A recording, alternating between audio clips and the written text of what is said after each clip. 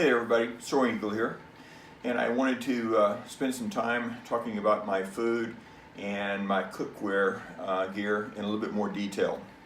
First off, let me just share with you that people have been blogging about their thru hikes and other things for years and years and years, so very rarely do you find a unique type of YouTube video that you watch. So that being in mind, there's two reasons why you continue to share the same type of things over and over again.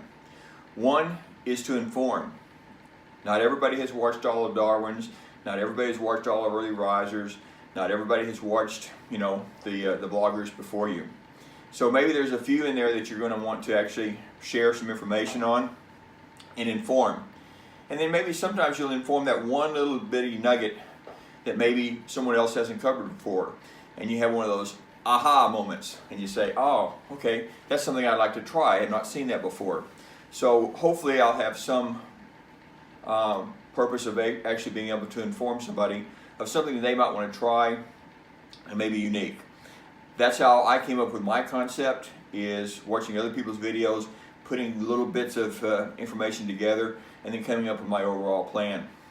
Then the other thing to do is to put yourself out there, to be a little bit vulnerable to those to critique, hopefully constructively, and not some of the trolls that might be out there, but to be constructive about giving me some additional advice and ways that I might be able to tweak my system as I go along.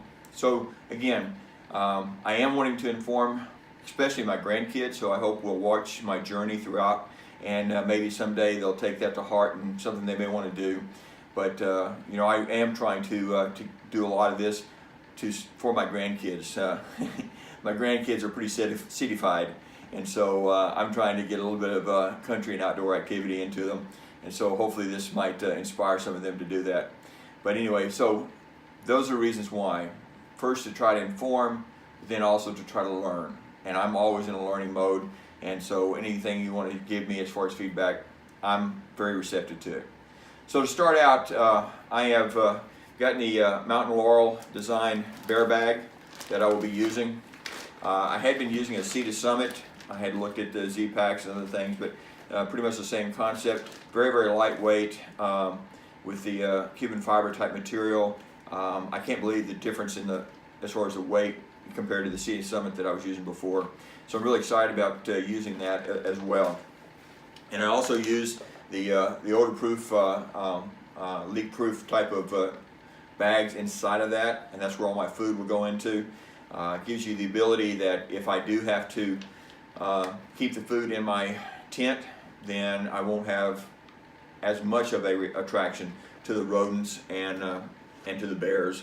I think we deal more with rodents than we do with bears when we're out there, but that would be a backup plan as well. So those are the things I'll be carrying my food in. And what I like to do, and I picked this up really from Darwin, and I have really stuck with it, is I like to put each one of my day's meals into a Ziploc bag. So I've got 4 days of meals out here. They've got my snacks, they got my breakfast, my lunch, everything in there. So I can pull it out, and two things that it does for me. One, it helps make sure that I ration my food as I go out. But two, at the end of the day, I look at it and go, I didn't eat enough, because I need to finish that bag off each day.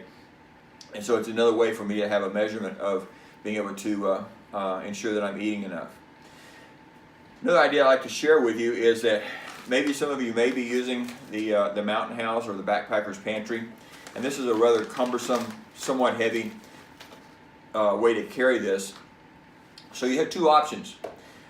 Something that I've tried. One is that whenever you get it and you're going to be using it in a short order, take and poke a couple of air holes right up here below the seal line, roll all that air out, and you'll be a much more compressed thing to carry than in this current bag.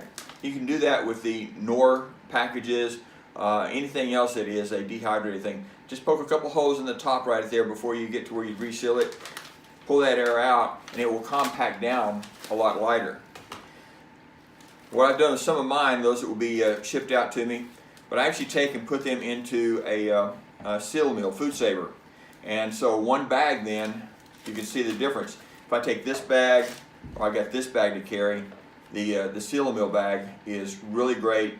Takes it down to ultimately very lightweight, ultimately much lighter than if I took it in the original packaging.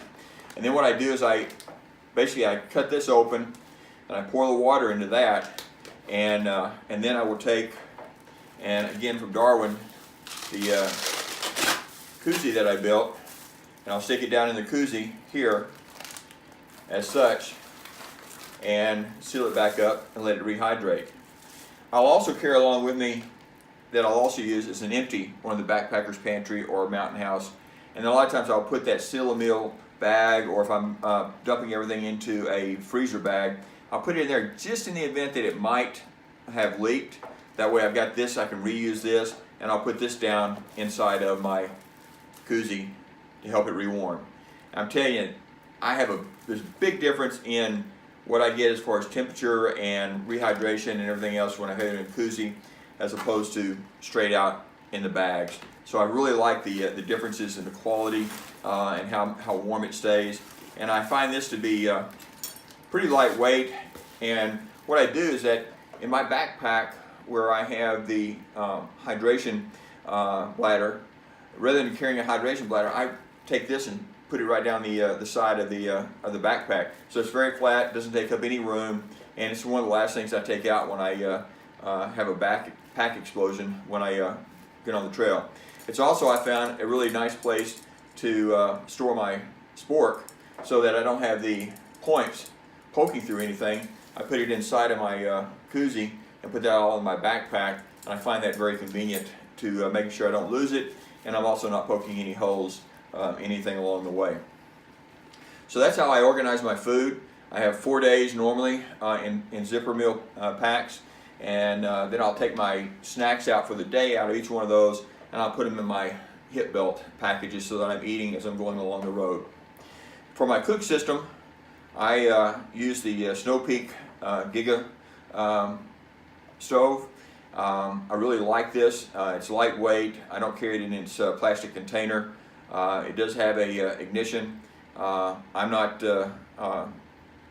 naive enough to think that igniter is going to last the entire trail. So I do have a fire system that I'll use to start that up. I'll be carrying 2 containers here.